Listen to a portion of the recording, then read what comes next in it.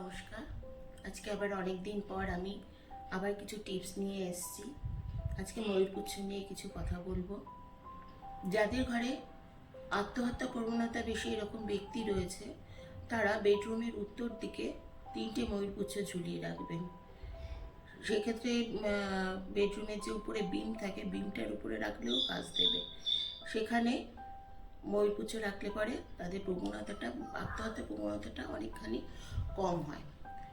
আপনার ঘরে যদি স্টুডেন্ট থাকে, স্টুডেন্টের যদি পড়াশোনায় মনোসংযোগের অভাব থাকে, তাহলে সেক্ষেত্রে আপনি তার পড়ার ঘরে 3টে ময়ূরপুচ্ছ রাখুন। সেক্ষেত্রে তার মনোসংযোগটা দেখবেন দিন দিন বাড়বে। রান্নাঘরের দেওয়ালে যদি 2টো ময়ূরপুচ্ছ রাখেন, সেই ঘরে কোনোদিন অনটন হবে না, কোনো কিছুর অভাব হবে না।